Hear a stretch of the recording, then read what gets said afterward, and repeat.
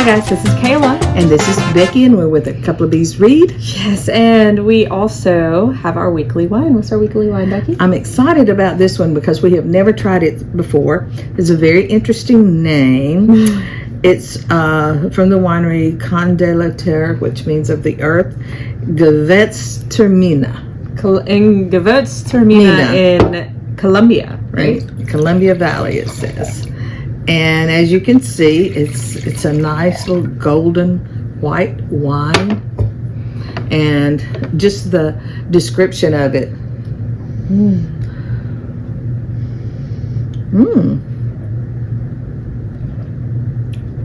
Oh, I like that. It's like a tangy. I love it. I love it. It's very fruity. It just... Is there pineapple? Pear? There's something different. Yeah.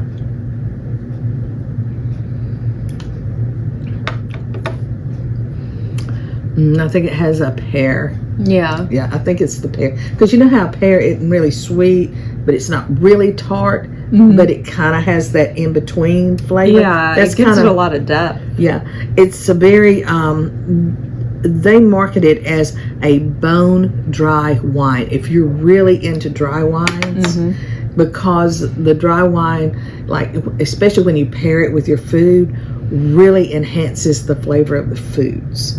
So, you know, they're talking about it pairs well with Indian or Thai, any cheeses. I mean, this would be perfect for a charcuterie board with all kinds of those spicy meats and those real tangy cheeses. Prosciutto. Oh, yes. I was excited about this wine. Yeah. This is a 5-star wine, I'm just going to tell you. I guess I need to put the wine down and review the book. Well, it does pair well with the book we've got today. It does, because it's that golden, it's just kind of, I don't know, calm.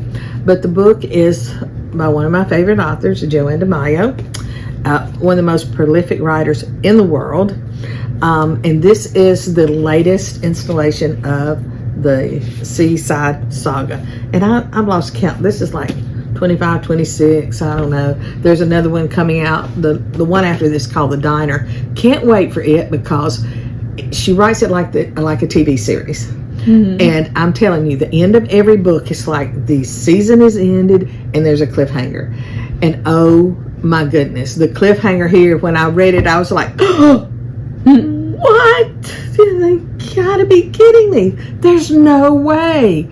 So, you know, I mean, I just have goosebumps talking about it because I'm like, there's just no way this could happen. And of course I can't say because that would spoil it for you, but Hush is the newest character that was introduced into the series a couple of books back was Shane Bradford, and he had been estranged from his brother for like over 10 years. Yes, and mainly because this is why communication is so important. His brother misinterpreted something that was said and done with their father, and he thought Shane had taken advantage of their father. Their father ended up selling their place, moving in with Shane, and he felt like he just kind of got dumped on the side, and Shane was taking advantage of their dad. Was not the case at all. I mean, their father ended up being sick, and Shane was taking care of him. Shane is a lobster man. He goes out, he lives in Maine, he goes out on the lobster boats, and that's how he makes his living. And his best friend, Shiloh, a couple of books back, died on the lobster boat because it's a very, very dangerous job. You know, you think about going out shrimping or lobstering, you know, hey, they're going fishing. Oh, no, they're not. Well, they can get into some treacherous waters and situations out there in the ocean. And his young friend died. And so he's having to deal with all that. But he has reconnected with his family, with his brother, and all of his friends that he went to school with and everything at Stony Point Beach, which is good. And he has found the love of his life.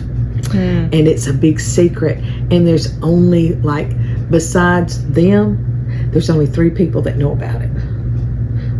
The woman's dad, and then of course Jason and Maris, because they're like the main 2 characters throughout the whole thing. The whole series kind of centers around them, and everybody else pivots around them. But they're always in the mix. And this particular novel is about, he is now having to give up his little rental house where the love of his life is living in Stony Point with her little girl, and he's having to go back to his life in Maine, which is 5.5 hours away. And we drive to the beach, and that's 5.5 hours or 6 hours, so we know what the drive is. I mean, it's not just like, oh, hey, you want to go out tonight? Oh, okay, let's go catch a movie and a thing. No, you drive a long time, and it's a major long distance relationship, and so it's just like everything is winding down.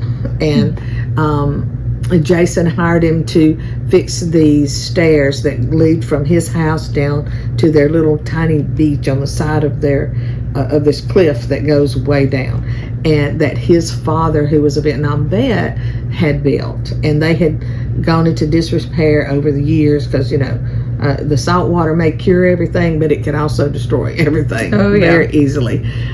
So anyway, he had hired him, and that was kind of a thing Jason did because he knew he couldn't do it himself. Because Jason had been in a motorcycle accident with his brother that his brother died in, and he lost his leg in, and he knew he wasn't physically able to do that, and Shane was, and yet it was cathartic, I'll get the word out, you know, for Shane. And so he finishes that. He's going back on the boat now, and so it's like all the loose ends in the life are getting tied up. And then there's just this moment when this catastrophic event happens that only 3 people in the world know about: Jason, Shane's brother Kyle, and this other individual who I can't tell you who it is or to spoil it. And that particular man tells Kyle, just hush, right before all this stuff other stuff happens. And that's where the title comes from. It's like almost in that moment where you're lulling between just routineness of your day and then something that's not routine, that can be catastrophic, and it's major happens, and there's that little period in there where it's just hush, be quiet, be calm, be still. And that's kind of where this comes from. And so I mean, of course, Joanne does a great job. Hush is a good word for me with her novels, because if I'm stressed, if you know, I was just thinking today, you know, as I go through my calendar, you know, I never have one thing on a calendar. Every day is minimum, it seems like, of at least 3 things, and those are things that I love to do. Take the girls to school, pick the girls up from school. I enjoy that. Take them to piano. I get some alone one-on-one time with each girl, about 30 minutes. And then, you know, and then taking them to tumbling, and we go into church, and, you know, going to dance and things like that. I mean, I enjoy doing those things. I like doing those things. But then you figure in other things, my quilting, my church, and all this other stuff. And it can get really hectic. And when it does, and I seem overwhelmed, I can pick up one of her books, and I can sit down, even if I've read it. In some of her books, I promise you, I've read 6 or 7 times. I can open it up and I can start reading.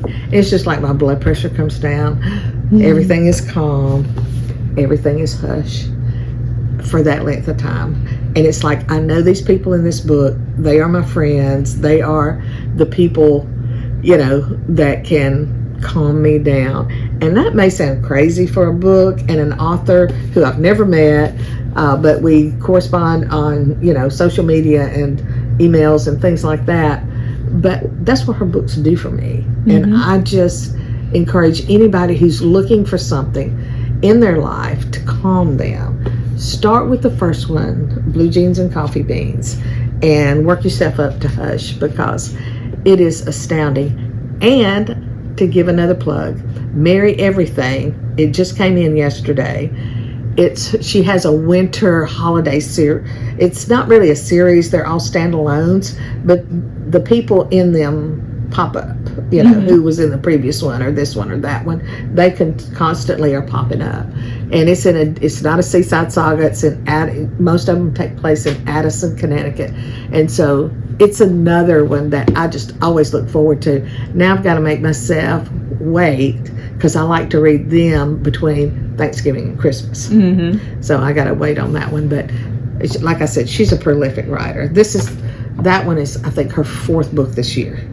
The Mary Everything. Yeah. She doesn't do a winter novel every year. It's about every other year, but she averages 3 seaside sagas a year. So, you know, come on, people. If you want a good author and something that's got over, you have 4,000, 5,000, 6,000 pages to read. So, okay. But anyway, definitely 5 stars. Love you, Joanne. I think you're awesome. And pick up a nice bottle of wine and sit down and have a calm, relaxing time while you read. In the meantime, what are you drinking? What are you reading? Let us know in the comments. Bye, guys.